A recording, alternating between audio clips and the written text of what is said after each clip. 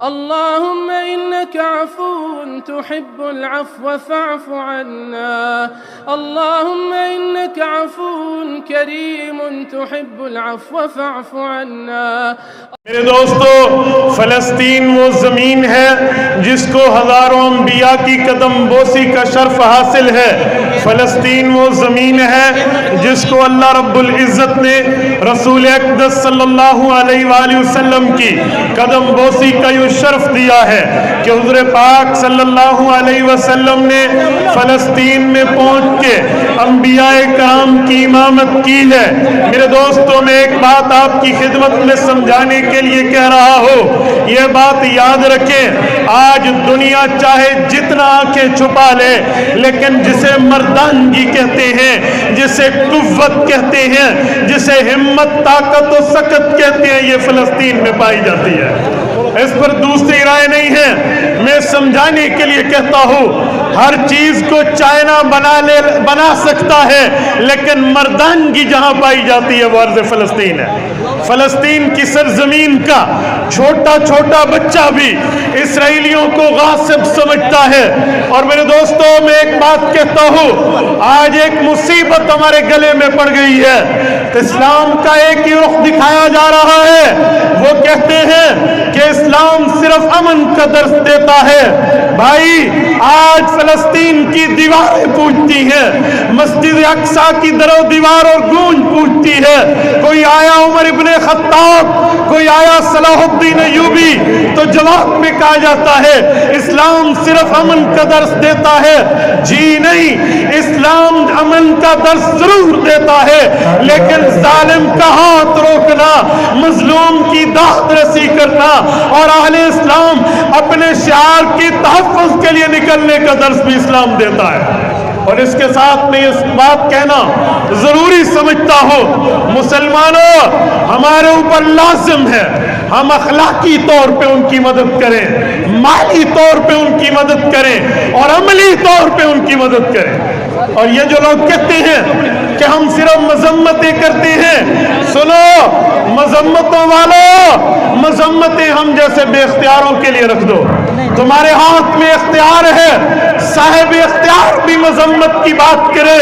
آج 57 اسلامی ممالک موجود ہیں، ان کی فورسز موجود ہیں، ان کی آرمی موجود ہے، یہ سب کچھ موجود ہے، اور اس کے بعد بھی صرف قرارداد مذمت جی نہیں، یہودی کی مرمت سے قبلہ اول آزاد ہوگا۔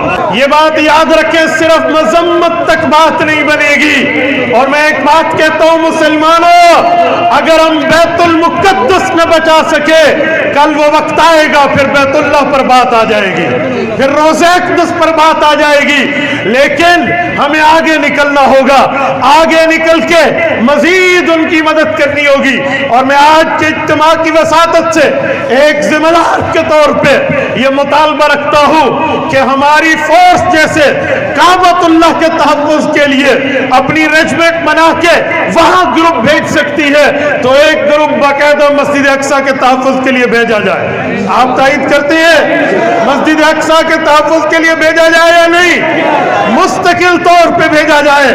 اور یہ بات یاد رکھو، مسجد اقصی کی حالت خراب ہوئی، اذا افسد اہل الشام فلا خیر فیکم، رسول اقدس کا اعلان ہے، اگر اس فلسطین پر بدامنی پھیلی تو پھر امن کہیں نہیں رہے گا۔ اسی لیے ضروری ہے کہ ہمیں صرف مذمت پہ نہیں، ہمیں کافر کی مرمت کا کام کرنا چاہیے۔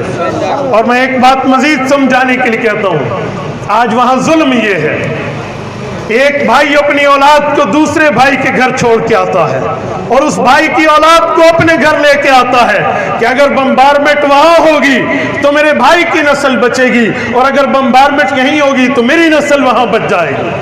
میں نے ایک ماں کا واقعہ پڑھا کہ ایک ماں اپنے 5 بچوں کو کہتی ہے، بیٹا بمباری کے دن ہے، ایک چھت تلے سو جاؤ، ہو سکتا ہے ہم میں کوئی لاوارث نہ بنے۔ اے مسلمان کی غیرت کہاں گئی؟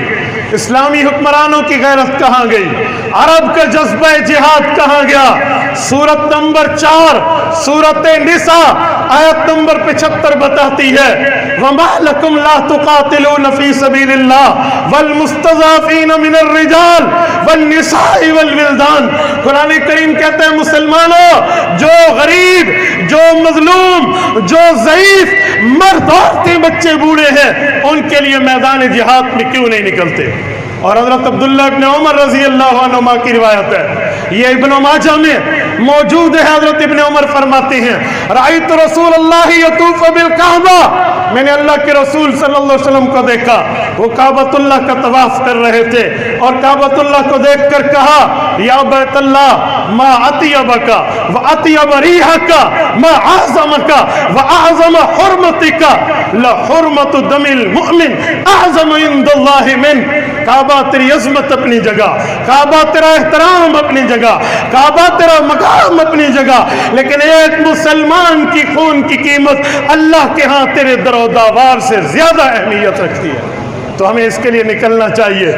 اور میں آخر میں ایک بات کہتے ہوئے آپ کو جھنجھوڑنا چاہتا ہوں، حکمرانوں کے ضمیر تک یہ بات پہنچانا چاہتا ہوں کہ قائد اعظم محمد علی جناح نے اس نطفہ ناتحقیق مقبوضہ فلسطین، میں اسے اسرائیل نہیں مقبوضہ فلسطین کہتا ہوں، جب اس پر قبضہ ہوا تو قائد اعظم نے کہا تھا کہ ملت اسلامیہ کے سینے پر خنجر ہے اور یہ ایک ناجائز ریاست ہے، اسے پاکستان کبھی تسلیم نہیں کرے گا۔ اور ہم یہ بات واضح کرتے ہیں کہ ہماری لاشوں پر گزر کے آپ کو مسجد اقصیٰ تک آنا ہوگا۔ ہمارے خون، ہماری جوانیاں، ہماری عزتیں اور ہماری طاقتیں مسجد اقصیٰ کے لیے وقف ہیں۔